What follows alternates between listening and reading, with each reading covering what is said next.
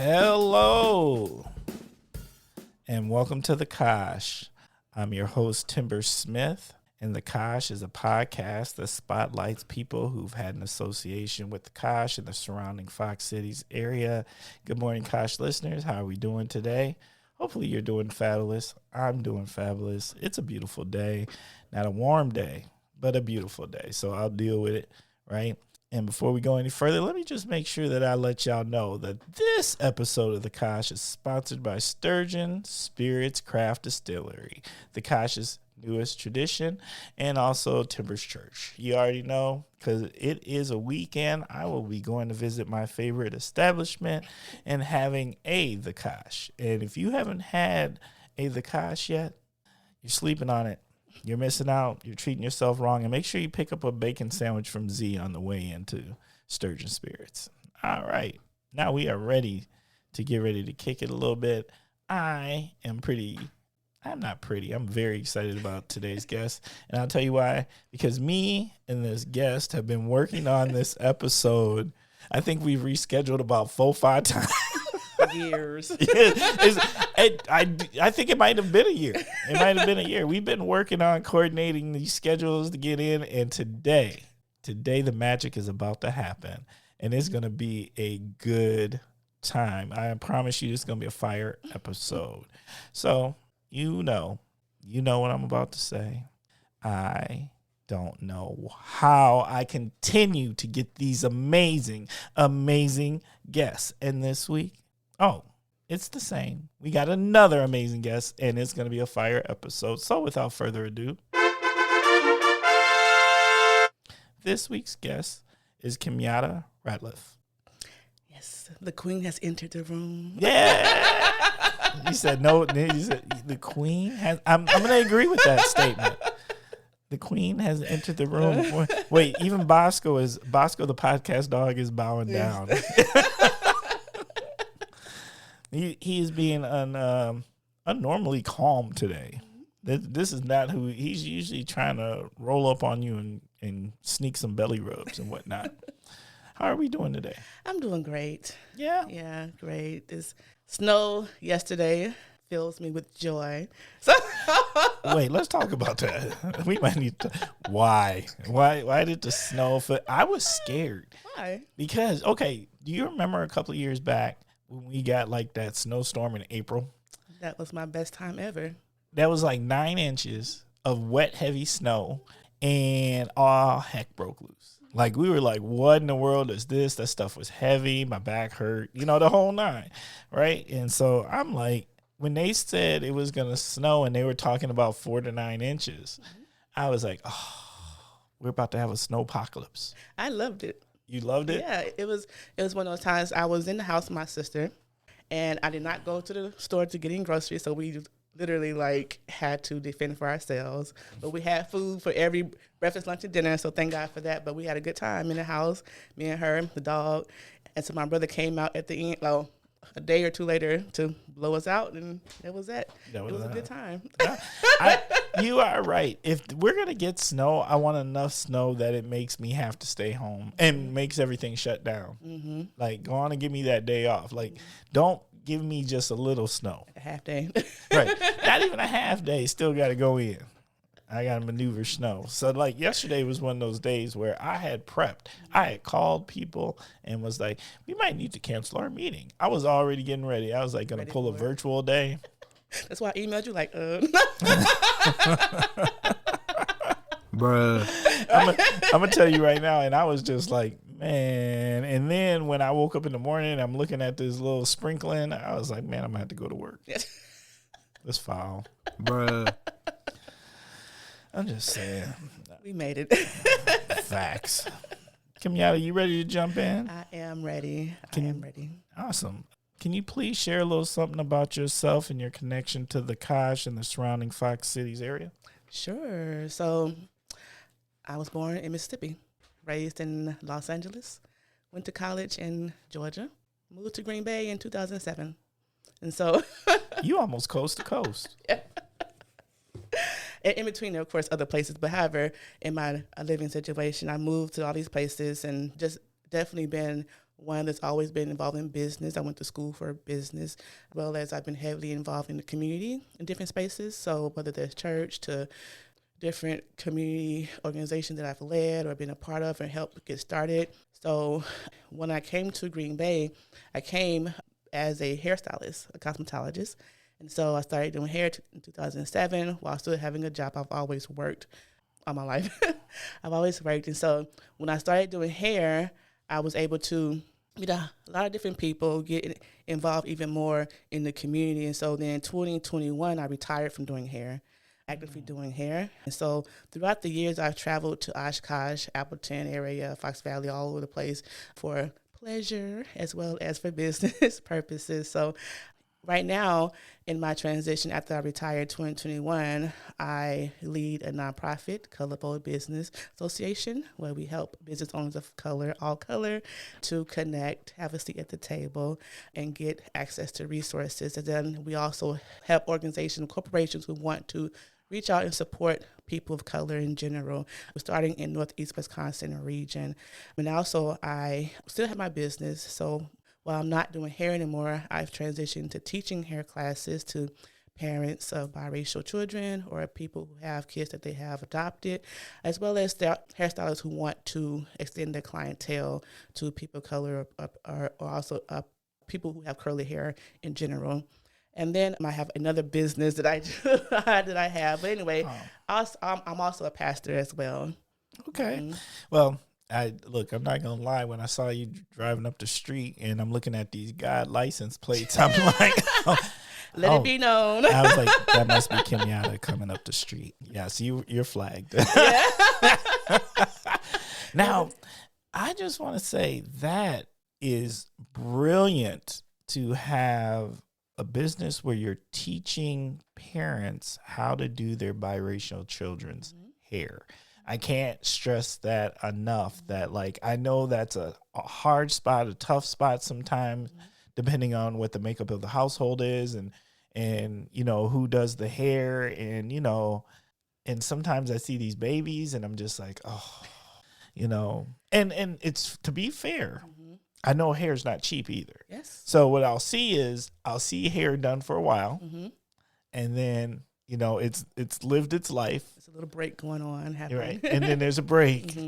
And then, you know, maybe a month or two later, I see hair again. Yep. And in the meantime, I'm thinking, oh, I feel for the child because I know the child's thinking, I just really would like to get my hair done. Yeah. It has a lot to do with, you know, self-esteem, how they feel, how people look at them and receive them. Yeah, everything. So and it's your confidence. You know, look, even me, I'm vain. You know, let me tell you something. If I grow mine out too far, and then people start noticing how I'm thinning in spaces, I start rocking a hat real quick. You know, like, you need a haircut. I'm at my most confident when I'm completely clean shaven, bald, groomed. You know. But when it goes a little too long, you know, I'm quick to be like, let me throw this hat on. I don't want to be, you know, as much as I love George Jefferson, I don't want to be looking like George Jefferson. It'll be a twin. No, I ain't moving on up. To the east side. All right, so you got a lot of connections. You're going up and down the road. I think it's amazing. What made you retire in 2021? Was it COVID, or was it just like, did you and cosmetology run its course? Yeah, I think COVID just came at a great time for me. I know it kind of sounds weird, but COVID just came at a perfect time. 2 years before that, I had already started to downsize because I was transitioning my way out. I still wasn't really ready mentally because, I mean, I love my clients. I love doing the work. But then my body started to like, oh, it's time for you to sit down somewhere. So I had to listen to my body at that point in time. So that was what pushed me out to retire. And then COVID, you know, came. So yeah. Okay. That makes sense because, you know, my wife was a cosmetologist back in the day. That's a lot of time on your feet. That's some serious stuff. And I'm sure some of the, I don't know because I haven't had hair in 20 years. But, you know, I'm sure I've been getting a bald head since Jordan. Yeah. But I'm I'm sure like that really wears on the body, and especially some hairstyles, like if you're getting braids and stuff, that's going to be a long time on your feet. And I've been doing hair since I was literally in junior high school. Like I had a full clientele in junior high school doing hair. So not only my legs, my back, but also my hands from doing the different styles and just arms, you know. So it's just my whole, I was just like, it's time. It just said, time to retire, career change. It lets you check in. It lets you do the thing for a little while. And then it was like, oh, nope, Bruh. we're done. Okay. Now, let me ask you this now. If you weren't doing what you're doing right now, what would you like to be doing? I used to say that I would be a chef because I love to cook. But now after I turned 40, it's like I probably want to do now is like be a vlogger of travel, like going around showing different places. I also like to hold events, so I would do some type of event every so often, like that has a different theme, something like that. So I would definitely all over the world traveling. Well, see, I now that I know that you love to cook, there's a secret I want to share about me, and I like to eat good food. So, I'm just saying, if you want to send an invite out, I will show up. And anybody can be at the table. I don't care who it is. The whole nine. I'm just all about food experiences. Mm-hmm. Okay. I want to go back and ask some questions about ColorBold because when I learned about ColorBold, I was like, yes, it's needed. It's so needed. I'm in a position where as a community resource, a connector, sometimes, people either send people to me or people hear about me and they reach out to me. And it's a person of color or just a person who is like, I'd like to start a business. Right. And they know what they want to do, but they don't know how to get it started or what it does or what it means to have a business. A lot of people just think it's like, I'm going to start making these hats and we're good, right? And there's more to it. And so share more about ColorBold, what it does. What are the things that it does to help? How does somebody reach out to y'all and get connected? Yeah, so first, people can reach out via our website, colorbold.org, as well as on social media platforms, ColorBold Business Association. But basically, to your point about people, I'm going to start a hat business, I like to start hats, whatever. That's where a lot of people in about 6 months to a year, 3 years down the line tend to fail at because they don't have the business understanding of how to run their business. And so what ColorBold does is we kind of are a support system for a business owner. While we focus on people of color, we also have other people who have taken advantage of our services. And so we work closely with other people in the area that already have programs for businesses. But what we do is we walk along the business owner, help them understand what they just had a meeting with the other person with about how it actually applies to their business. But then also we have a program like Community Navigator Program where we connect them to resources. We talk to them about how to pivot in their business. We look at the situation at hand and give them examples of how we did it because we're all people who have businesses as well. And then we also do an Entrepreneur of Color Spotlight where we spotlight business owner all across Fox Valley and Green Bay area. Currently, we hope to expand that opportunity. We compensate them for their time because we know that they're taking time from their business and their family to come speak with us, even though it's going to help benefit their business, but we also see the value in supporting them for their time. So we help them spread the word about their organization and hopes that people in the community will go out and support that business. We also do a lot of mixers where we bring professionals of color as well as people of color in business together for a support system as well as just to have a good time. We know that there's a lot of other opportunities in the area for us to network, but it's something where we see the value at when we have people of color connecting and collaborating and talking and meeting each other, kind of growing a community. So that has been a big hit for us. We have a lot of things coming down the pipeline. We're going to be starting our membership where people who are in business can be a member, as well as individuals who just love our organization and the thought of it. And then also corporations can be a partner with us as well in that opportunity that'll be coming in the next couple of months down the line. So definitely stay on the watch for that. We help corporations. We have done things like we've helped a organization in Green Bay help bring more people of color to their events. We also have we have a part of us that do consulting work. So we work with organizations to see if their programs in the organization are open for people to take part in, if it's attractive, if it will hurt or harm them. If it's inclusive. Yes, inclusive. How they can make it better, right, basically, so that people want to take part, see who they are, know who they are as an organization, and continue a relationship with them. So we do a lot of work. All right. Thanks for the heck clap. Hey, most definitely. It's needed. And I like the idea because I'm a firm believer. There's like a lot of organization, there's a lot of leaders who would like to do really good things, but they don't know who to partner with or how to do it.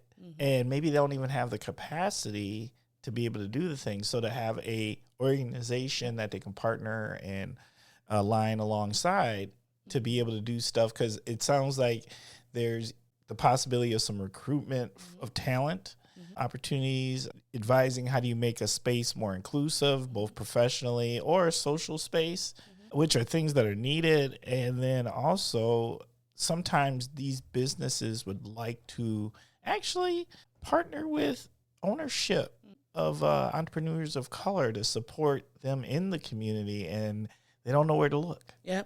And you know what else we do? We make a space to where people who want to start a business or start a nonprofit, they can come to us and we can help guide them. We can be their fiscal sponsor. We can help show them how to get it all together. So like, for instance, we help ANUCA, which is Northeast Wisconsin Chinese Association, Yes. as they were getting started as their fiscal sponsor. We also help sponsor their a Dragon Boat Festival that was last year.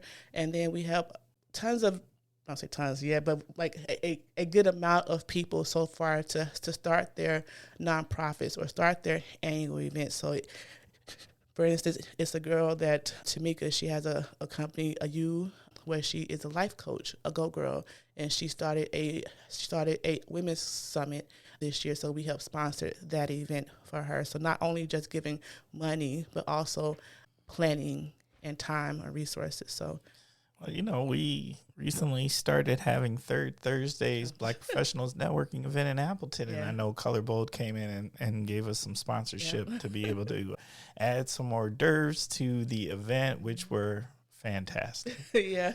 So while we're able to do that, I mean, of course, ColorBold is still fairly new on the scene, so we're still looking for people to support our organization so that we can help other people. So we're definitely looking for sponsors ourselves, more income coming in for ColorBold to be sustainable, as well as people to be on our board as well and to also volunteer. So okay. All right, so we're still looking for board members? Okay. Always. Well, I'm big on, it's something I share within the community all the time. Like, often people don't understand, like, community service is one thing, but board service, next level. A whole nother thing. And you need to do those things. And it builds resume, it builds community, it builds network. You got to do these things. So can't stress that enough. Okay. Well, anything else you want to add about ColorBold at this time? Well, you can bring it back up later, right, but I was going to give you a chance to flush it out. Nah, just follow us on our social media platforms. Definitely go to our website. We have a space on there where you can sign up for our newsletters, where you can get more information about us on a regular basis. Yes. Yeah, and definitely reach out. You're just an email away. Well, just know I'm gonna hold you after this podcast because we're gonna have a discussion about the direction of the Kosh. Okay. And what we're trying to do here. Sounds good. Okay. So we're ready to jump into our first segment. And the first segment is called What in the World is Going On With? And that's where you start with the phrase, what in the world? And then you tell us what is on your mind. Well, what in the world?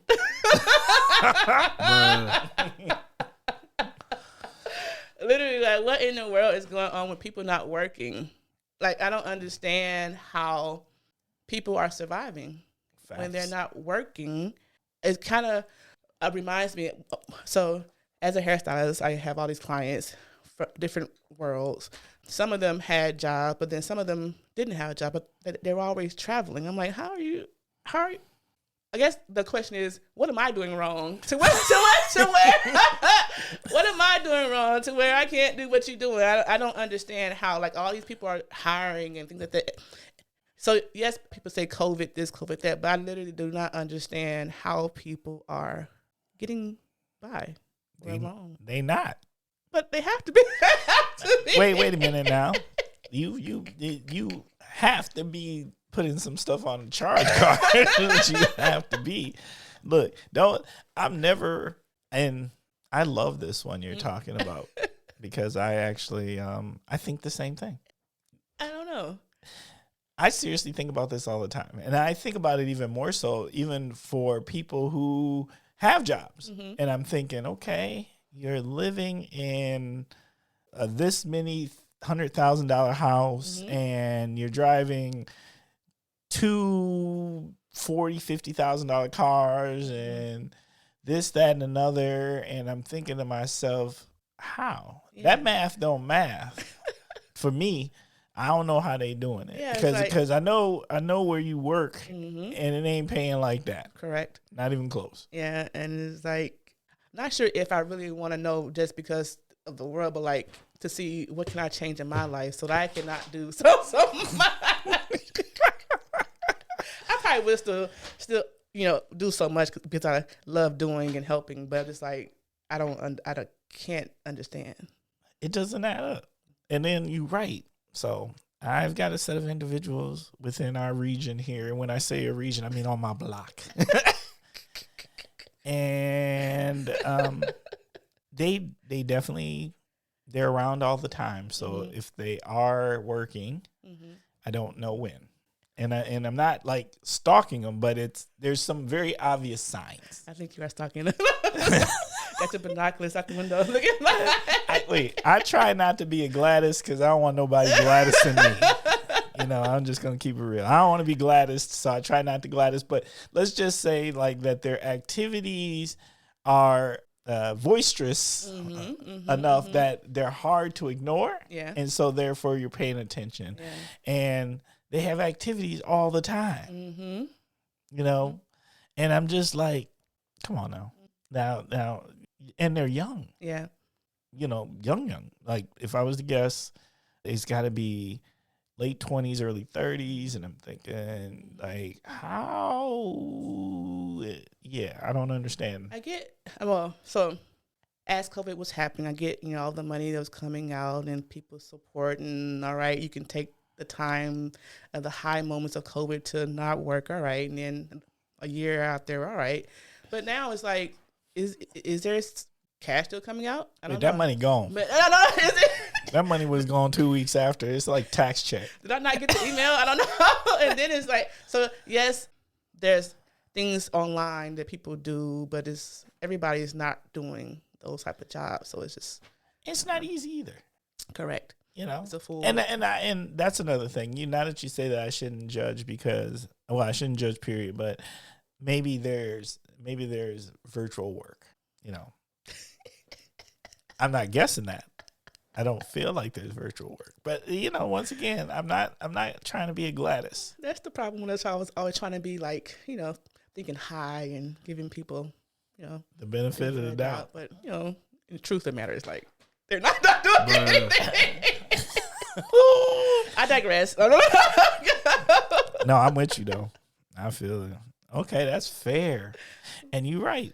Look, I don't know what some people are out there doing. That math ain't mathing for me. And whatever it is, can somebody just go ahead and put the YouTube course up so I can take it? Clearly, right now. Right now. All right. And Bosco, the podcast dog, has decided that he's going to become part of the show and has brought his squeaky toy to the game as usual.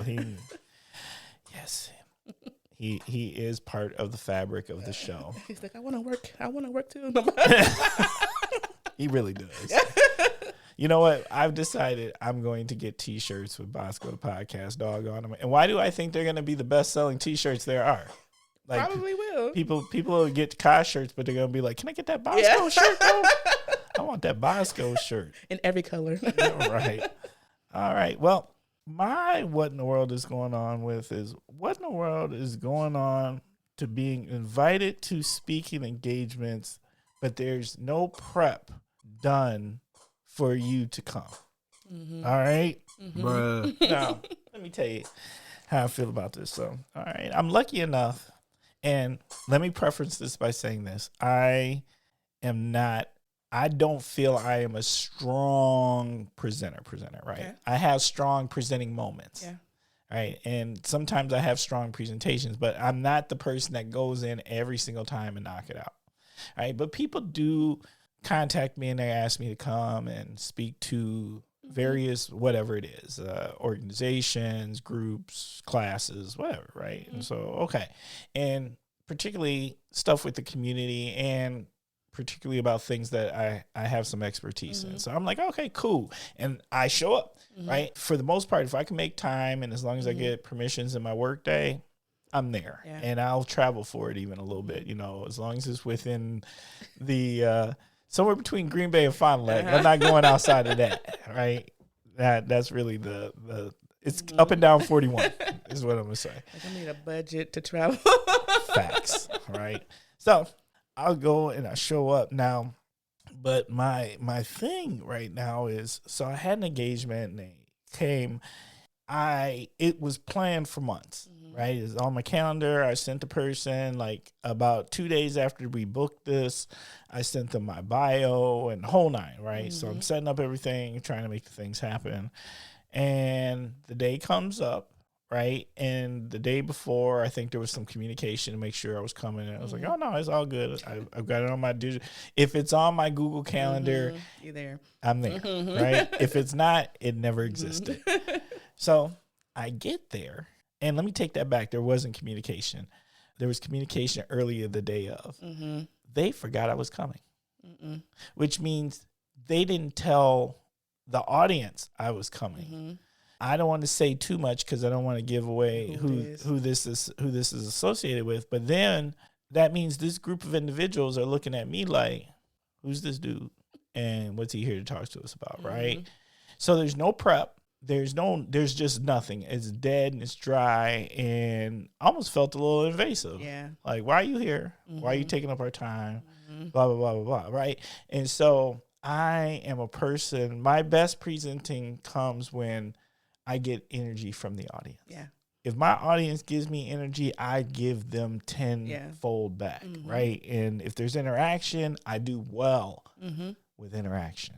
Right, a little dialogue back and forth, some questions, it gives me an opportunity to really engage, right? But if you just sit there dead silent, looking at you like, that's exactly it. Bruh. With the big wide eye, look, wait, and now they don't even do that. Like they'll pick up their phone, so I'm not even getting eye contact. Dead silent, like literally, I could hear myself breathe. I shouldn't be hearing myself breathe, right? I'll just exit at the point. All right. walk out the class. Well, I decided to go ahead and I figured I already made the time. So I give it what I got. Right. But it was a tough scenario. But long story short, what I'm really trying to say is like my time's valuable too. Right. If you are reaching out to me, or if you're reaching out to anyone and you're bringing them in to be a speaker, a guest speaker, guest presenter, whatever it is, like, and especially if they're not associated with said organization in any kind of way, or you're not paying them. Correct. And they're taking time out of their work day, they're rearranging things, they could be doing other things. Like, you can't do that. Yeah, well, for one, I want to say, I'm sure you knock it out the park every time you speak, Timber. So I'm sure of that. But also, yeah, I definitely agree. Like, for me, I get a lot where people invite me to speak or to help them do something at their event or whatever. But when I come, I have to literally, like, organize it and do it. So it's like there's no preparation. It's like, I guess their preparation is, I'm gonna call Kim. And so, so it's like, I would rather people, well, it's unfortunate that everybody's not the same in some instances, like being prepared, planning, contacting somebody, communicating, saying, all right, we got this, this, and that. I need you to do this, this, and that. I'm going to give you this, this, and that for this. But it never, I'm saying never. Right. More times than it should be, it happens where people are not prepared, and you have to fill in the gaps. Bruh. Yes. All right. And so that's it. Yeah. Like, here's my thing. Like, I'm there to share good messages. You know, for the most part, I'm a positive speaker and a real speaker. And what I'm going to say is, here's what happens. I'm going to tell you where it can go wrong. If I get that crowd who won't engage and is super silent and they didn't prep, so I'm just sitting in there and they're wondering who the heck this dude is, you know what I do? I pull a Jay-Z and I get very honest because I get nervous. So when I get nervous, I get honest. If y'all don't know what I'm talking about, watch the Grammys. Watch the Grammys because I'm literally Jay-Z. I'm Jay Timber. Jay Timber. That's right. And if you sit there and you leave me silent too long in that space, I'm gonna start telling some truths, and that is exactly what happened. All right, Jay Timber. Jay Timber. And wait, and then the person who invited me, I think they had pause. It was like, oh, I didn't think they would. Ooh, you said that out loud. Oh, now, and I'm not talking about negative things, but real interaction things. You know, a lot of times things that I am asked to speak on have to do with community and culture and race and all of that, right? And I will don't if you leave me in a certain space, I will start telling honest things. Right, we're gonna go there, right? Really, and not in a negative way, and just in a matter of fact way. So it's hard to attack because people are sitting there saying, "Oh, you said the quiet part out loud." Yeah. So what I'm gonna say is, unless you want the quiet part out loud, do some prep. Just do some prep. We'll see. That's right, Jay Timber. We'll see what happens. People doing their own thing. They're just going about life. All right, that is my what in the world is going on with. I loved it. That was fabulous. Okay, the next segment. All right, we're gonna have a good time with this. I'm excited about this. The next segment is called 21 Questions. And 21 Questions isn't 21 questions. You're gonna give this to me now, right? 21 Questions is a series of questions. It might solicit 21 answers. These are good, in-depth questions to get to the heart of who you are. Okay. You ready to jump in? Yep. What are you grateful for? Well, I'm grateful for a lot of things. I'm grateful for God because without him, I can't be who I am. Be telling like it is all the time. All the time. So I'm grateful for God, grateful for my family. I have basically a automatic support system, people who I can laugh with, cry with, understand, live life with. So I'm just grateful that God gave me my family that I'm in. I know that a lot of people don't have the family that I have or support, and there's always type of things that go on. But I'm grateful that I have the family that I have. Okay. What motivates you? It depends on the day. So I guess if you ask me what motivates me to like do things or do work or whatever it is, I think it's knowing that people need me, need what I have to offer. So I can't procrastinate as much as I probably would. I have to get it going so that they can get, the help that they need. If it's about working out, eating right, definitely not much. But if I get that pain in my back, then I got to do something at that point in time. So it all depends. Some days it's like nothing can really move me because I want to just sit down and do nothing. What grounds you? I would say the Holy Spirit grounds me. when I get, sometimes my flesh kick in and say I'm doing good, this and that, knowing that I'm not, better than anybody, or I'm not, it's not me, but because of who I am in Christ, I'm able to do what I can do. And then also seeing that, so my dog that I had for a very long time, he passed away last year, like towards the end of last year. And so I had him buried in my backyard. So when I go in spaces in my house, I can see his grave site there. So when I look at it, I'm like, I have to now, I'm going to say I have to now because I've always been in this space, but it just gives me more of a push to be like, I need to move forward and make things good for myself, basically, and do better. And time is short, so I need to, it just brings me back to reality, I guess. What does success look like to you? Success looks like to me having peace. Facts. Having peace, and then like consistently seeing growth. So in whatever it is, seeing growth in that space, and then affecting as many people as possible in doing whatever it is. So that's how I measure if I'm being successful in something. What irritates you? A lot of things. Bruh. A lot of things irritate me, but I'm working on that because, like I said earlier, without God, I'd be a totally different person.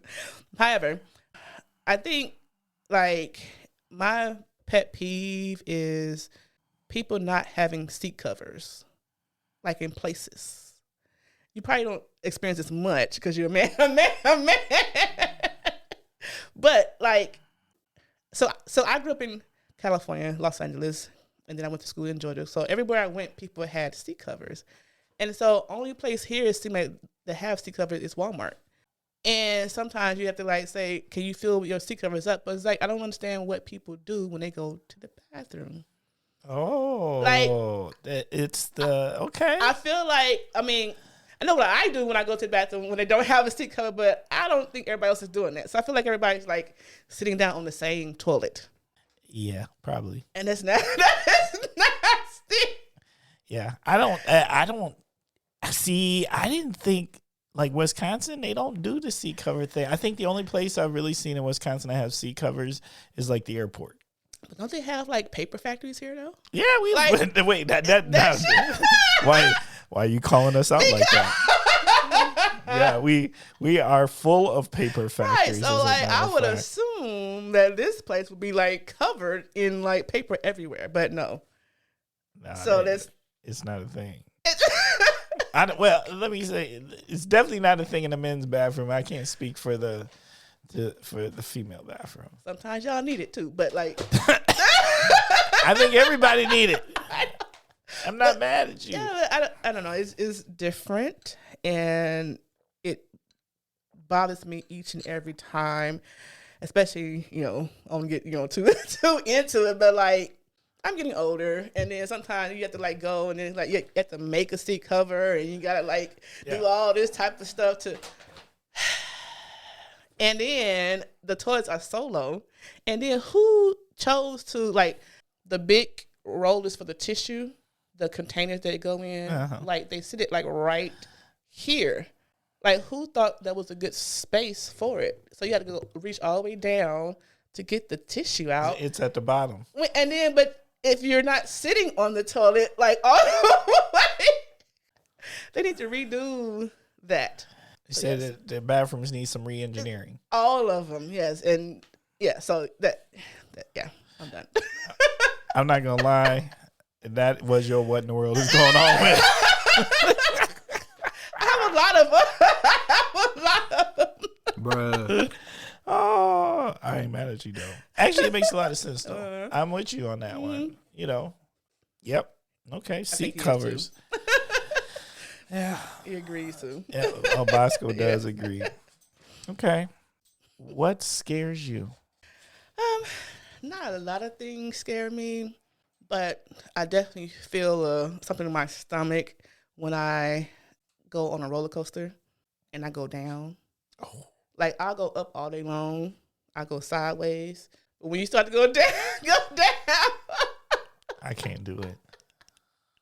I feel that, like, so much.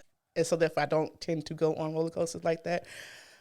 So yeah. And then, like, I can't swim, but I will get into water. And so when water gets, like, up to my chin, I stop. You know, I literally need, like, a astronaut helmet. Because I tried, you know, putting this thing in my ears and all this other stuff, but the water gets everywhere. Like, everywhere. Mm-hmm. Everywhere. You said you ain't for it. No, it's like, can I get, you know, something? So that's kind of, you know, something. Then also, like, what really scares me is the fact that people are not able to have conversations, communicate effectively, comprehend, not just kids, adults. That scares me a lot. And I don't know if that's always been the case, or if it just I'm older and I'm seeing it more, or if something actually have changed. You know what I mean? But I don't know where we're gonna be. Facts. Yeah, I get what you're saying too. It just feels like, yeah, we've lost. I don't know. I don't want to say we didn't lose the art of communication. We lost. We just lost the ability to respect each other enough to just be able to communicate no matter how others feel, and respect it, and be respected. The respect probably, I think, is also to literally understanding. Yes. Like, something as simple can be said and people Empathy. thought something else, or they put their own something in it, or half listening, or whatever it is. I don't know. It scares me. Okay. That's powerful. Yeah. What recharges your soul? Praise and worship recharges my soul. I'm feeling down, sad, depressed, start singing worship songs. It fills me, gives me strength, brings me back to that grounding space, gives me energy, let me know that, you know, I'm not alone. It gives me strength to move forward. It takes me out of the space of the sad, down, depression mode. It gets me in the presence of God. So that definitely recharges my soul. When it comes also to, like, knocking things off my list, it gives me energy, like I'm being productive, right? So, like, just yesterday I had, like, a whole list. And I was like, bam, bam, bam, bam, bam, bam, bam, bam, bam. Man, I feel good. Even though there's other things happening that's, like, not, you know, how I would want it to happen, the fact that I was able to still do my list and get it done, I felt great. I do like to check a box. You like, get that off the to-do list. That makes me happy. How do you define love? Love, a word that comes and goes. No. Love. So I define love because I am who I am in God. I define love how God defined love, how God is love, and how he shows me love every day in my life, what it says in the Bible. And I often check, match it up to if it's that. And when I see that it's not that, then I know that it's not love. I do have one word to sum it up for me, like what I believe God and Jesus did to show us that love. But, like, I wanted to, because in the Bible it talks about, like, 1 Corinthians 13, 4-5, love is not envy, not boastful. It is kind. It is patient. It's not proud, does not dishonor, not self-seeking.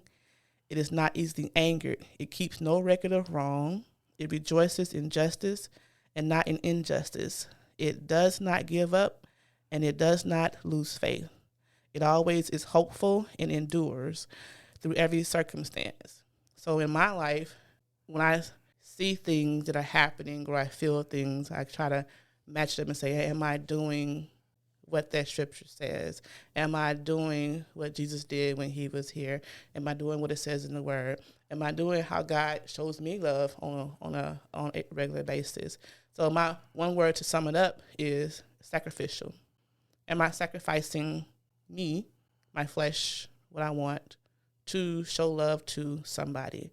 And I think that applies to all areas. So like even not just like in a marriage or in a whatever, but if I'm walking down the street and somebody has like 10 bags of groceries in their hand, am I going to sacrifice myself to say, even though I don't know that person, can I go up and say, hey, can I help you with your bags? So can I push myself out of my comfort zone?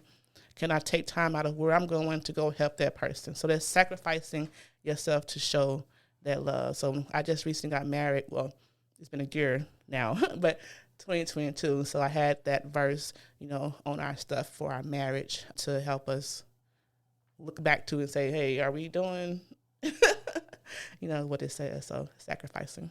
Congratulations. Okay. Oh, that's a big deal. Thank you.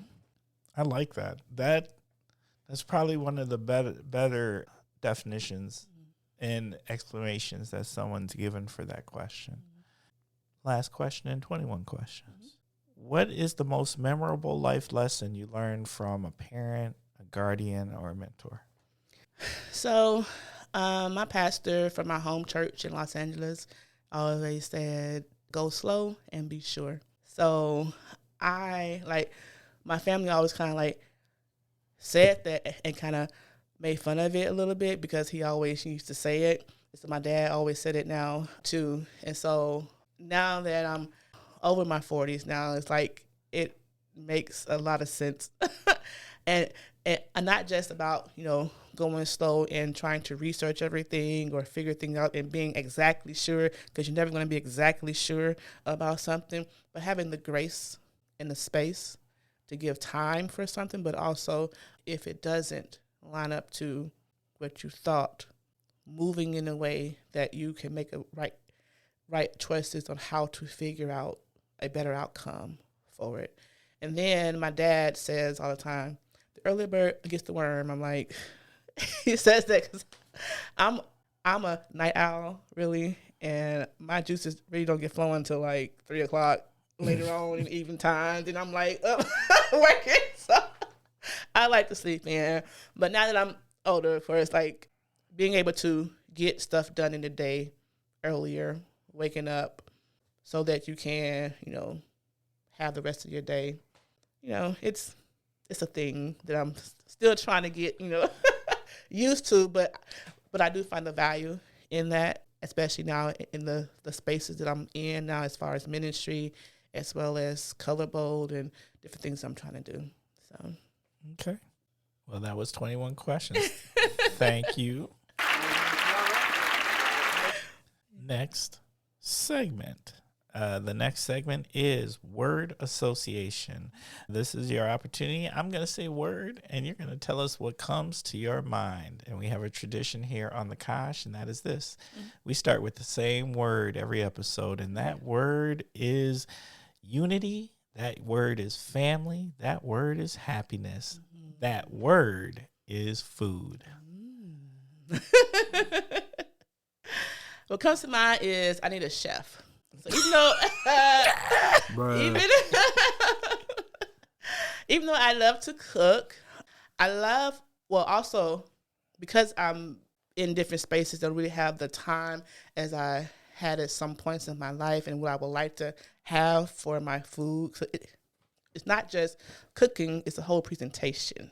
It's a thing. So I would like to have a shelf so that I can be able to every night or every time I eat my breakfast, lunch, and dinner or however it is, that I have something new and fresh. It comes with the flour. It comes with the candle. It comes with the plate. It comes with the meat situated this way on top of the rice or on top of the potatoes or the whatever it is, and then this over here, and it's a different sauce, and then I have a drink to match, and it's just like a thing. I think I just learned you a little bougie. I am. I think that's what I just learned. And I'm okay with that. All right. I'm feeling that. Actually, I always said if I win the lottery, the first two things I'm getting is a chef and a driver. I don't need all the other stuff, but a chef and a driver. A, I don't like to drive, and B, I'm with you. I like the idea. And what I would want my chef to do is to try to just make sure that I'm eating good, healthy stuff. Yummy stuff, but healthy stuff. Not that I'm eating horrible stuff now, but it's, I'm not going to lie. I stopped at Burger King yesterday, 2 Junior Whoppers. And, if I had a chef, I wouldn't be doing that. On the way over here, yeah. I feel you. All right. Cocktail or beer? My brother. My brother comes to mind. So my brother's one of those guys who smokes cigars, do his drinks, and every time we're at a family function or I go to his house, there's always this new bottle of something that he got and is interested in. So I personally am not a regular drinker. I will have a cocktail or a drink sometimes, it's like every 3 years or something like that. But my brother, he is into it. He's into it. So he's that guy. So he's also like a grill master. So he just started his business. He has Macc barbecue. So he's a catering company. Okay. So when he's grilling, he has his stuff that he do as a man. And so. Okay, Macc Barbecue. Well, it's Macc Barbecue and More. So MACCS. He's on Facebook. So in one of our events we had him cater our mixer that we had recently, and everybody just loved the food and Ranted and raved to die for. Okay. Well, we make sure that we'll put that in the podcast notes. Okay. And I want some now. What's this? Because I'm a smoker. I am a barbecue connoisseur, and so my big thing with barbecue is 2 things, is the meat tender, and what is the sauce? I'm picky about the sauce. So he makes his own barbecue sauce, but then also I'd had him cater our church event, and people were saying, "Oh, this rib doesn't even need any barbecue sauce on it." Oh, he's that dude. So he don't put the sauce on it. It's up to you if you want some sauce on it, but you don't necessarily need it. Don't necessarily. Oh, he's that barbecue person, huh? Okay. And a field trip to Green Bay. Yeah. Okay. Mm-hmm. But he will travel because he's a catering company. Yeah. Shop local. Mm-hmm. Shop BIPOC. That's what comes to mind when I hear shop local. Of course, ColorBold Business Association, we have a campaign every year, November, December time, where we encourage the community to shop with people of color-owned businesses in person or online to their websites to encourage more revenues coming in for people of color-owned businesses as well as exposure. So shopping with BIPOC individuals. You had a really good campaign this year. Thank you. I was really impressed. I saw it and I judged that by how often did I see it. Yep. And I saw it all the time, Yep. Around Black Friday, and Yep. it went on for several weeks. And I was like, okay. And we're trying to beef it up. We're trying to, like I said earlier, as ColorBold grows, we can do more. So we have some little extra funds to put towards it this time around. So we're just definitely in a space to where we're hoping that this year it gets even greater. Okay. Concert. Blues. The blues. The blues come to mind. So I was born in Mississippi, like I said. So my parents always played the blues and gospel music and Christian music. But the blues, my dad played more blues. And so I'm more of a old soul, like old blues singers. So if I went to a concert, I would love to have my favorite blues singers there, but of course they're all dead, so that would not happen. But there's some people that I like now that are out. So there's a lady named West Love. She does a lot of good songs. And then King George. My favorite old school blues singers are Johnny Taylor, ZZ Hill, Bobby Blue Bland, things like that. You listen to that real stuff. So I would love to be in a concert like that. But I would too. Mm-hmm. I would love to be in one of those scenes you see in the movies, where it's the blues and this small little club. Low key, maybe it's in the back, out in the middle of wherever, and that would be amazing. Yeah, this guy, so I believe Tyrell Sims. Yes, I do. Yeah, that's my frat brother right there. He's gonna be having this a blues event in April at a place in Green Bay, the Stage 1017 on April 6th.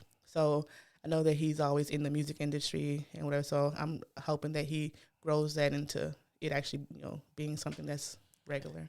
That's right, Big Solo T. We are working on some things. We trying to get Solo T into the podcasting world. Yeah, because he would be fantastic. Yeah, because he's got a presence. Yeah, and he can perform. Yeah. So Big Papa Boogie. That's right, Big Papa Boogie. If you've never seen Big Papa Boogie, that is it's a high-powered, energetic performance with songs you can sing along with because you know them. Yeah.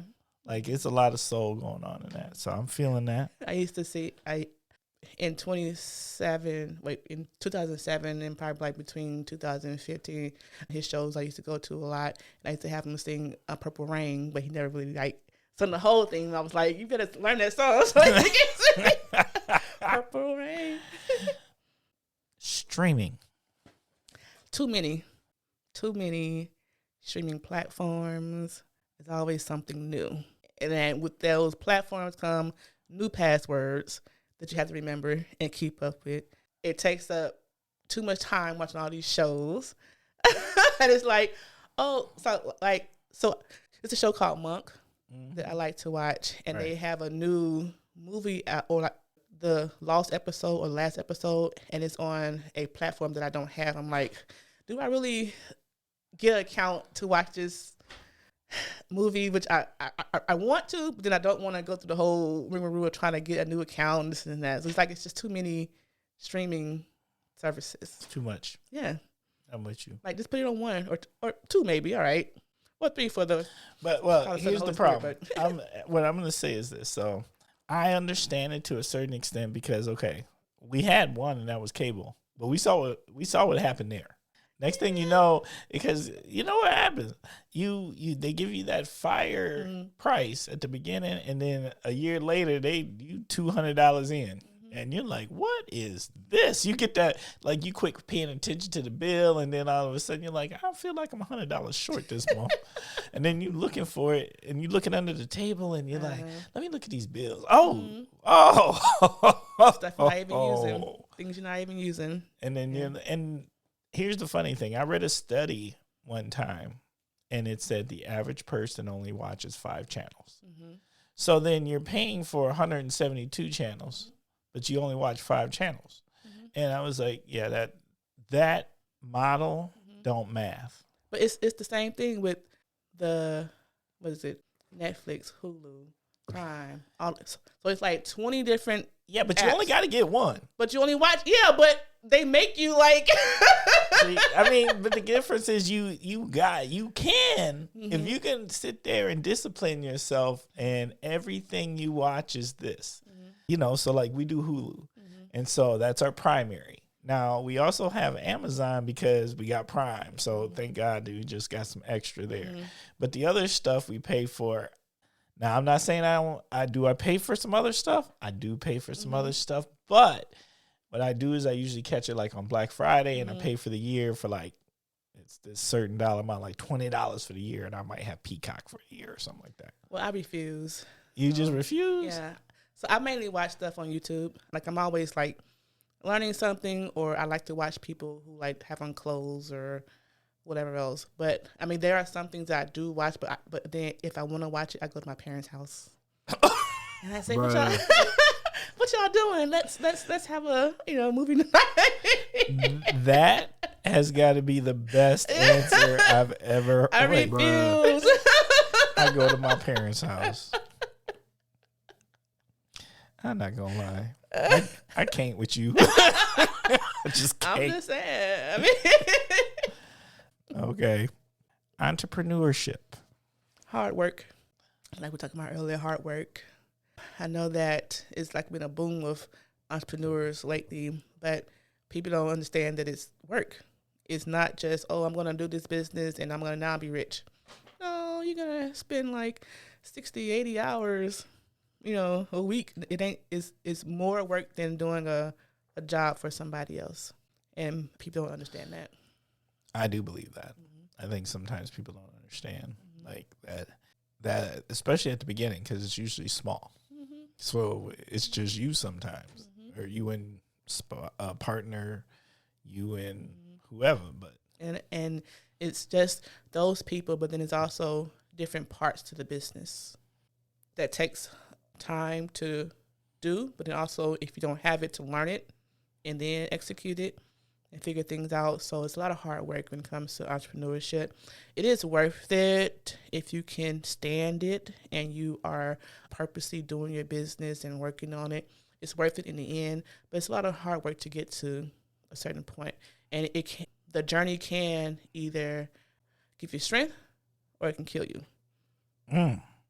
Facts. Okay. Last word. Diversity. Oh. That was deep sigh. Bruh. Diversity. I'm going to say everyone. It's when I think of the word diversity, I think of everyone, which sometimes, how I want to say this, sometimes it is not about everyone. It's about certain people, and then it becomes everyone. I think that when we use the word diversity, that most times people of color, people with disabilities, people who are low income get kind of pushed aside, even like aging groups. But then even within that, there's different sections that even get pushed aside even further. And so when we have diversity and want to include everybody, I think the people who are already on the top always get it first. And so I'm saying it because it could be anything. And so I think in the sense of diversity, if we were to look at diversity and think of it as building blocks and not at one time trying to include everybody, we will then eventually get to a space where we can include everybody. Okay. Fair enough. Next segment. I need you to go to the section differently. No.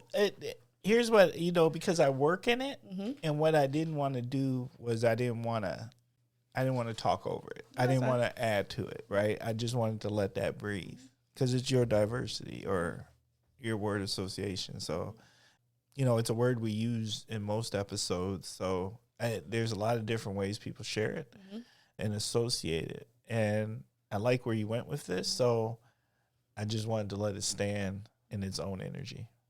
But then I got to get to this next segment. I'm here. So the next segment is the Kosh Hidden Gems. And what that is it's your opportunity to share a hidden gem with us. Now, it doesn't have to be in the Kosh. It can be anywhere, in the region, anywhere. So, but what we're looking for is maybe it's something that everybody knows about, but they don't know this particular detail. Or maybe it's something you don't think a lot of people do know about. What's your hidden gem?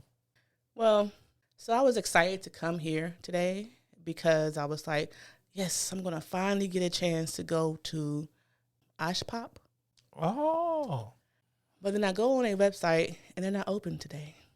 Oh. And I've done this like several times throughout the past 2 years or so, trying to get to OshPOP because I love some popcorn.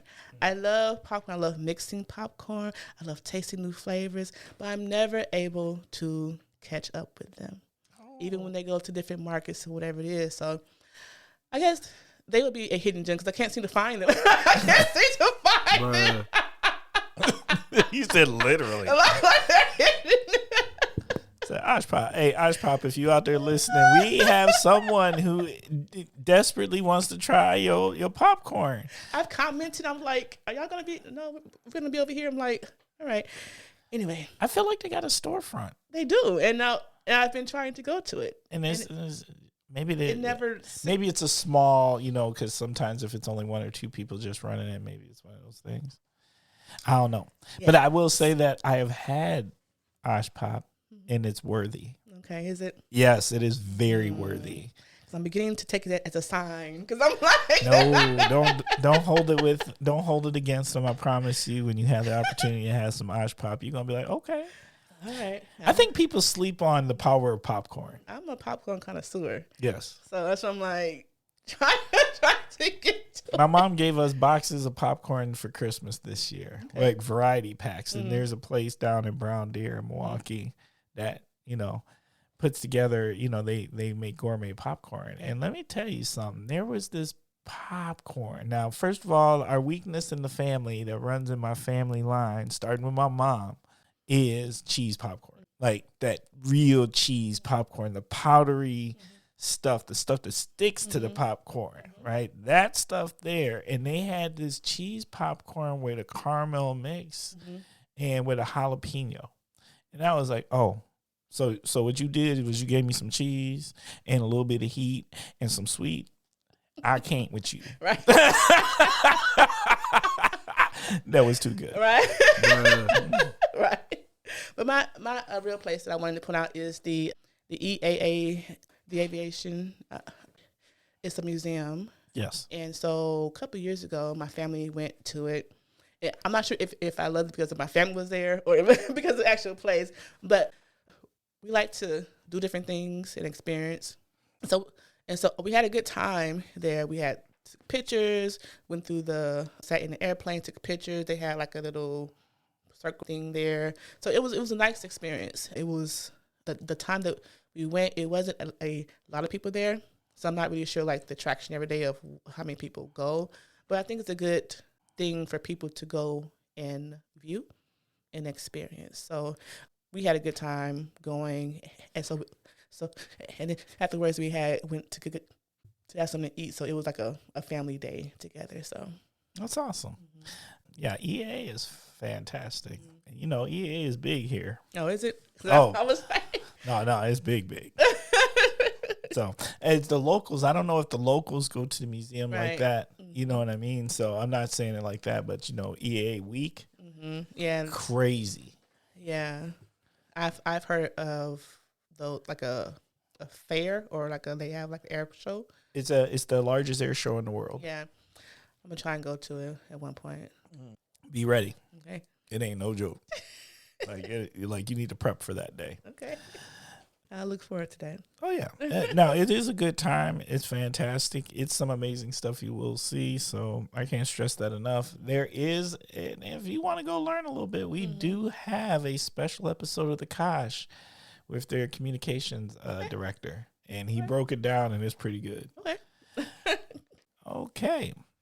Well, you know what we're going to do at this time? We are going to take a short commercial break. Did you know there are children in the Fox Valley in need of hearing aids, but their parents struggle to provide them because of lack of insurance or high copays?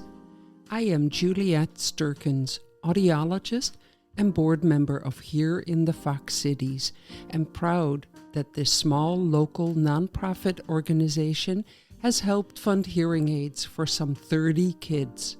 Your donation would help more children hear. Visit hereinthefoxcities.org to learn more and to see their smiles. Every child deserves to hear. All right, we are back from our commercial break, and it is my favorite time of the show, and that time is story time. This is the opportunity for our guest to tell the Kosh listeners a story. So, Kimyatta, what do you got for a story for us? Let me see. So, when I was an active hairstylist, I was in the process of doing clients' hair one day. And so I was getting a text message and an email from his parent. And I was planning to contact them after I was doing work, but they kept trying to reach me. And so then they show up at the place of business at that time. And then they come in with their child and they're wanting to see if I can get them in because on my scheduling, I have it on my website and people can book. But because I've been in the business for a while and and then who I am and my work is always full. So she was like trying to get her child in to get their hair done. And so I generally don't like to like interfere with, so if you're booked with me, then you're with me and not anybody else trying to get fit in and so forth. So when she came in, she was, trying to speak with me, and I was like, well, can I call you back after my appointment? And then she was started to kind of try to get a little teary-eyed and this and that. So I was like, I had to excuse myself from my client. And so I talked to her, and she wanted to see if I could help her with her daughter's hair. It wasn't for an event or anything, so it wasn't like it was time pressing, but she was tired of not having her hair done. And I was talking with her, trying to encourage her to get it well. So I tried to look through my calendar to try and fit her daughter in. So I was able to get her in at some point, but had to work later to get her in. So I'm telling that story because that, along with a lot of other stories I can tell with my years of doing hair in this area since 2007, is the need that parents have. So this parent was a person who was white and her child was black. She was adopted. And so I, throughout the years, have talked with the parents while I'm in the process of doing their child's hair and giving them tips, things like that. I have done classes at salons and also at different spaces. I worked with the Catholic Charities in Green Bay at a point in time to offer classes to adoptive parents and so forth. But when I started my universal designs education, it was to be an answer to that problem. Not only in the space of having the parent being able to do some things for their child, but also because with that comes also how to care for their skin, how to take them around spaces or finding spaces to where they can learn things or have their child with other people who look like them. Our conversations stem not only from hair, but it goes deeper. And so when I started my other part of my business in regards to teaching hair classes, is also because there's not a lot of professional stylists in the area. And what I mean by that is, while people can do certain things, like I can braid hair or I can do this, when it comes to communication, when it comes to scheduling, when it comes to being consistent, when it comes to just how you handle the business and talking to the parent or person, whoever you're trying to do, a lot of people have issues in those areas. And so even now that I'm retired, I still get calls literally every single day on my work number that I have for my salon of trying to book an appointment. Do I know of people who can do hair?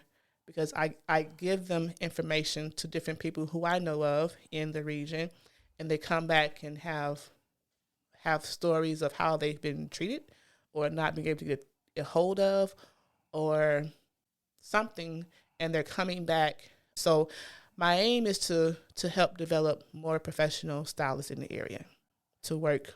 So I can, but I'm not able to do everyone's hair, but I want to be able to train stylists. So whether there is a teenager who is trying to do braids or to a person who's already licensed who want to extend their clientele, in the process of trying to restructure my schedule because I'm doing ColorBold, I'm doing pastoring, I'm doing different things to where I can have a big chunk of time dedicated to training and developing more stylists in the area. And so it's not only for the hair part too, for girls, but it's also in regards to haircuts too. So there's a lot of barbershops around, but then there's a lot of issues in that area. So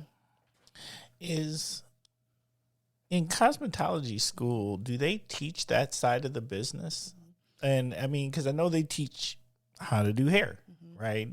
And all the things associated with that and things with skin and chemicals and all of that kind of stuff. But do they teach the other part of the business, like how to properly interact with clients, how to properly do scheduling, how to do to do proper interactions and feedback or to get back with your clients, professionalism? Is that stuff taught? It's the same thing like in college. Like you have all these classes and courses and you have the intro to this. You have the intro to these topics. And so it's up to the person to get additional information. So in cosmetology school, they cover how to run a business, scheduling, communication, as well as ethnic hair care, different pieces. But it's just the foundation to it. And so, yes, in some areas where there's a higher concentration of African American people, then some people may have additional training in ethnic hair care styling even more. However, it's still on the basic surface of what you should be able to do when it comes to running your business and actively achieving a healthy hairstyle. So it's one thing to do the style, but then it's another thing to do it in a way that is healthy for the person's hair. See what I'm saying? So yes, they do, but it is a certain amount of weeks of the course. I mean, the whole thing. And so they give you pieces of each thing, and it's up to the person to do more training. To dig in further. Okay. Because, I mean, you do have a really good point. Like, you could be the greatest stylist in the world, but if the business etiquette side of things isn't working out, that's tough. Yeah, so, I mean, I'm literally, like, answering a lot of calls every day about hairstylists in the area.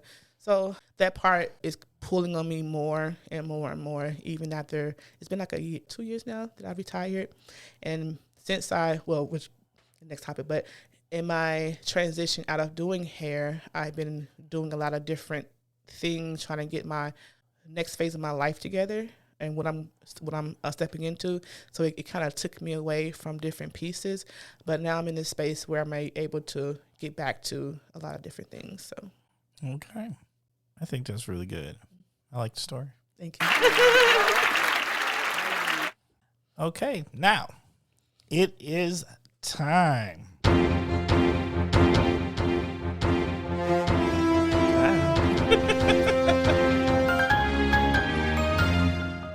That's right. Every single time it makes me happy. You see? You was feeling that.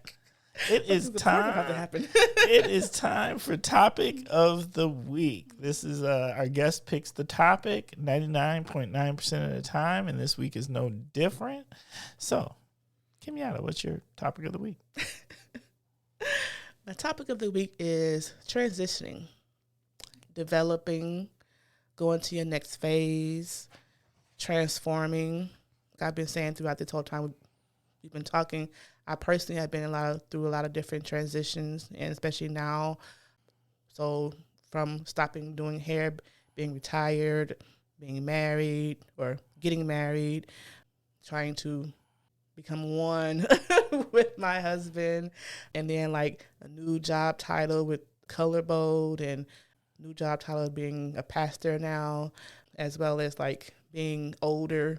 So just like a lot of newness and transforming into the next phase. So it's like, and I want to ask you, Timber. Okay.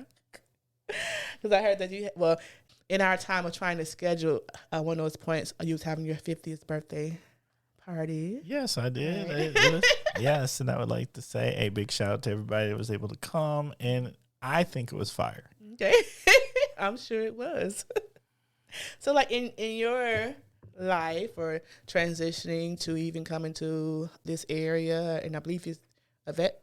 Yes. Okay. Different things like, and then marriage and all that. Like, what helped you transition through all these pieces?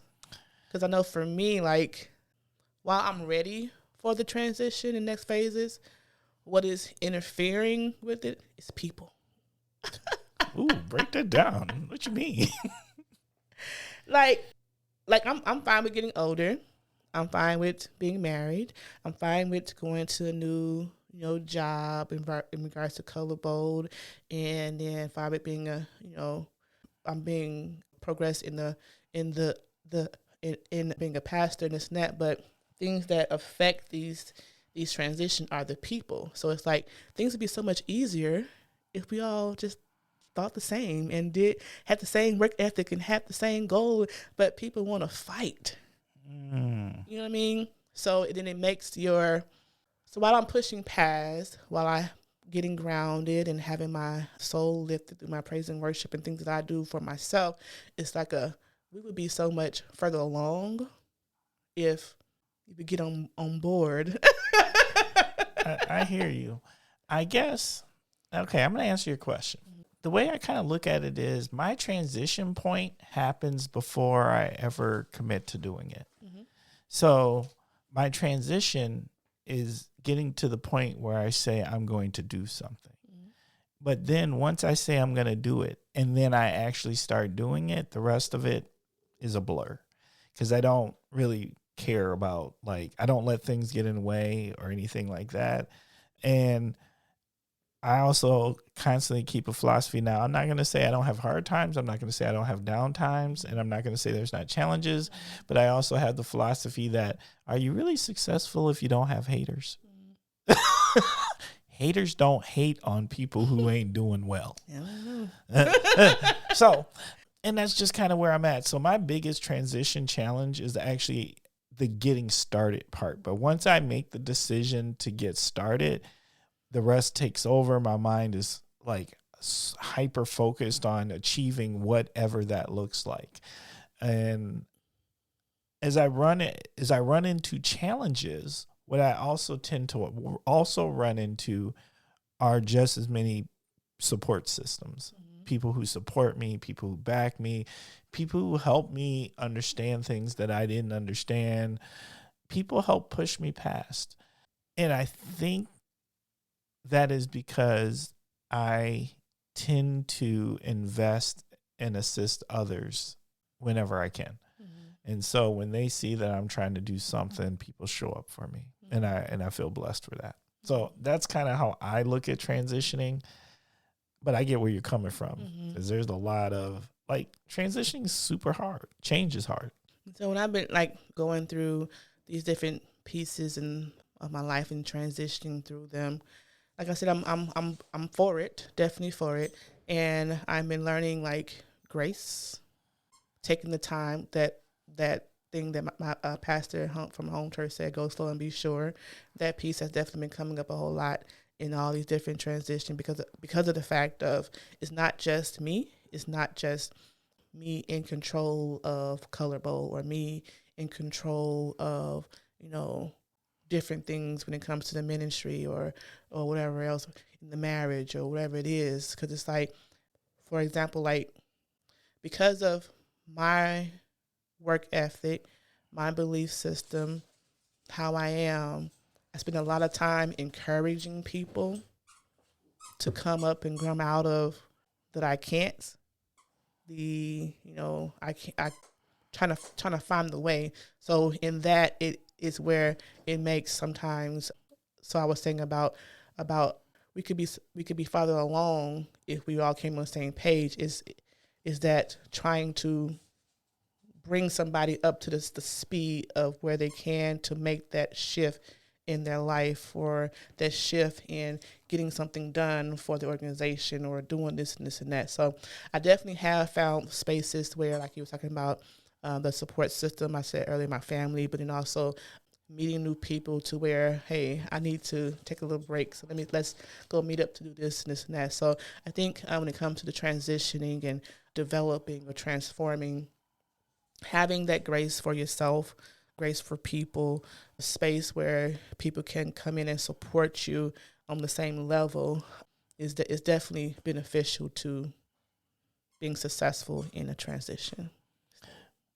I'm going to also throw in there with you, because as you were saying that, what it made me think is, like, what I'm also I'm kind of really picky about who I surround myself with. Mm-hmm. Like, everybody can't come on the journey. Mm-hmm. And even the well-intentioned, if us, like, we can kick it, but if us working together isn't fruitful, then I got to go ahead and politely move along and decline. Once again, I think that's a mistake some people make, is the heart's so big, so you're trying to drag certain individuals along with you because you can see the promise in them before they can see the promise in themselves. Mm-hmm. And you're trying to make space for them and have them come along and be part of it. But you can't do that in the detriment of your energy, your peace, and your success. So sometimes those people just have to get put into a separate circle of, oh, well, we can have a cocktail together, but we can't plan, grow, and build together. Yeah, or just wave across the street, hey. Yeah, well, that too, and not everybody's your friend. I'm a firm believer of the people that know me, know that I have very clean distinctions between friends and associates. Everybody ain't your friend. Everybody's not my friend. Some people are associates. Yeah. And there's nothing wrong with that. We associate. Correct. And then, like, in that transitioning state and phase is also like learning and also developing. So, like, I've been spending a lot of time on planning and getting organized more to be able to do the different pieces that I have charge over. So I think, and then also definitely having space for myself, quiet time or time to relax. So just coming into a new era, new space. I've been in that mode a lot. So just want to bring that up. No, I love it. I love this topic. It's a good topic. And then, like, not being so I'm not this, but I've had people come to me and ask me, why am I doing something when I am a hairstylist, or why I'm doing this. So, like, just to encourage somebody, like, not to be afraid to step out and do something different and redefine yourself and move forward with what you're feeling and what God gives you to do, because people will try and keep you in a box and keep you stagnant. So right. Now, I'm going to say there's counterparts out there who have businesses, and when they might be an accountant, and then all of a sudden they be like, I'm going to sell steaks. And then they be like, don't nobody say, why are you selling them steaks? They be like, where are you selling those steaks? right. And out my accountant office. Right out my accountant office. But I'm just saying, like, it's funny who they choose to ask. And that's not fruitful. That's not productive. Yeah. So just on my journey of trying to figure out, how people are not working so I can get to that point. You know what I'm saying? We come full circle. Going you are back still, to that piece. That's full how they circle. go on all these trips and stuff like that, so. Well, I'm going to tell you how they go on. It's called Amex, Visa, and MasterCard. No. But you guess what? They like Debo. They going to get theirs. Right. So, yeah, no, I don't mess around with that. Okay. I love this topic. Is there anything else you want to add to it?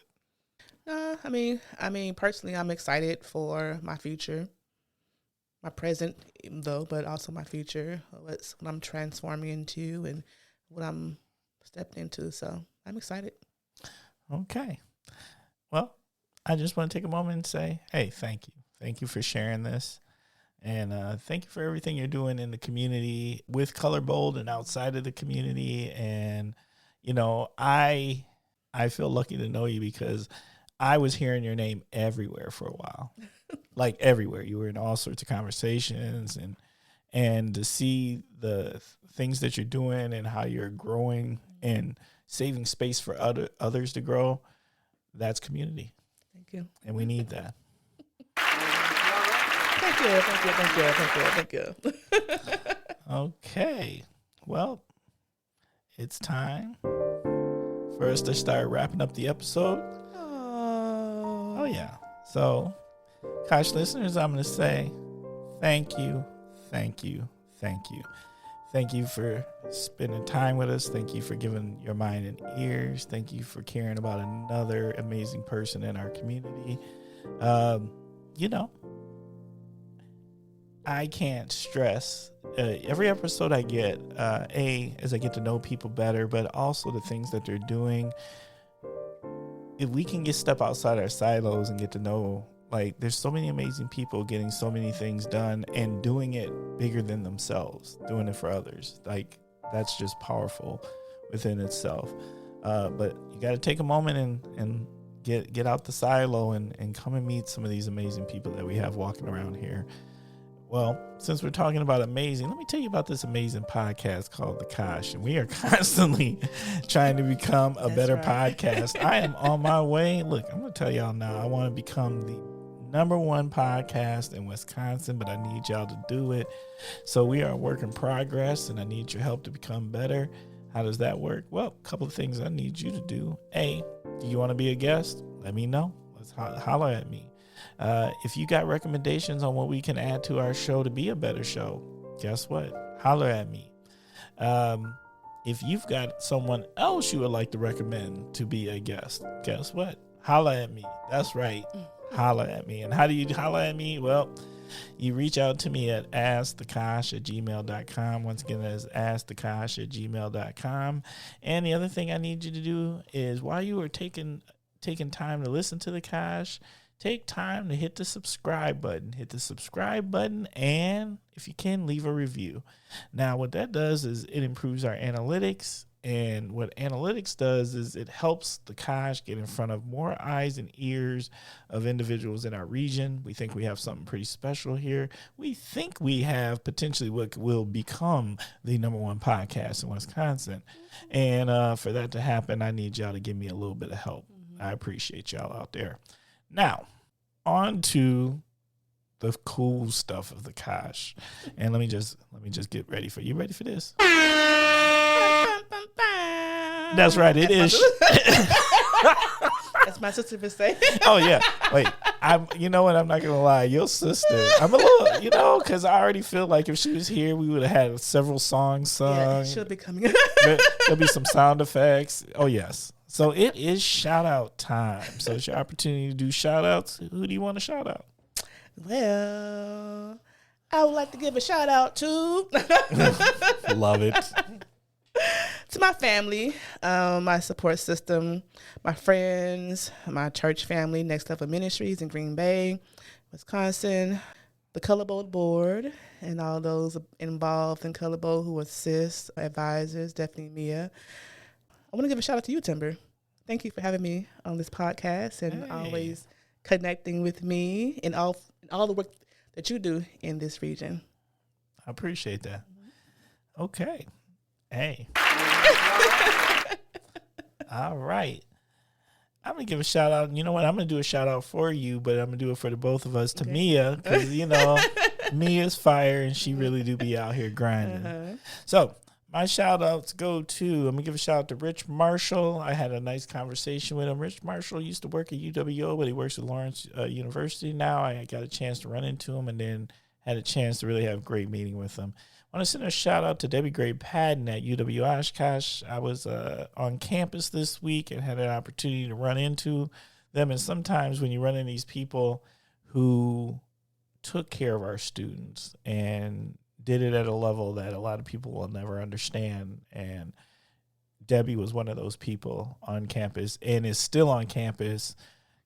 God bless. So I want to send a shout out to Adriana and Peter. There's a project we're working on in Appleton. They're from the Appleton Public Library. We are trying to have a Poet Laureate program for the city of Appleton. And so these are my partners in crime as we try to make this happen. Let me rephrase that. We're going to make this happen. So we are very excited about this. I want to send a shout out to Huntley Elementary 4th grade. They came into City Hall this week. Got to spend time with the 4th graders. The 4th graders were fire. I love them. They were amazing. Let me tell you what I did with them. This is they be serious. 4th grade is like the perfect age for a field trip. Okay. Right? Because they still mind elders, right? But they not so young that they bouncing off the wall. Yeah. So 4th grade is like perfect. And Like, bruh. facts. Bruh. All right. The 4th graders decided to have a debate with me about who's the GOAT in basketball. So their choices were Kobe Bryant, Michael Jordan, and LeBron. And why did I have some true schoolhouse 4th grade lawyers going hard at this? And I'm not going to lie. I tried to out-debate them, but they was good. Them 4th graders was good. So, look. Who would they pick? LeBron. Okay. It's LeBron. And it's appropriate, right? Jordan is my age category. But it's very funny because this became the debate for everyone that walked in the room. So thank y'all for bringing amazing energy. Want to send a shout out to the people who are helping to facilitate Third Thursdays in Appleton, which is People of Progression, and some other individuals helping to make that happen. That's an amazing networking event for Black professionals. And then as always, I want to give a shout out to my wife, the person who holds me down, the person who takes care of me, and the person that allows us to continue to have a podcast in her house. That is correct. So now we are on to the last thing that we got to do before we wrap up, and that is this. Kimyatta, you have an opportunity to either A, share some parting words of wisdom with the Kosh listeners. Okay. B, tell us, what would yourself today tell your 13-year-old self? Or option C, you can do both. Interesting. I'm going to share some words of wisdom. Okay.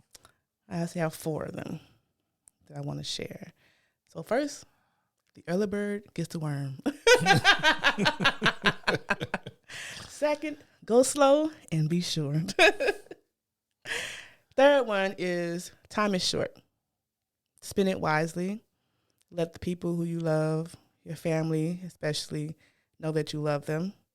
If there's anything broken, fix it in regards to relationships around, because time is too short. The fourth thing is Jesus loves us. He came for all of us, and he loves you. Facts. Okay. What you think?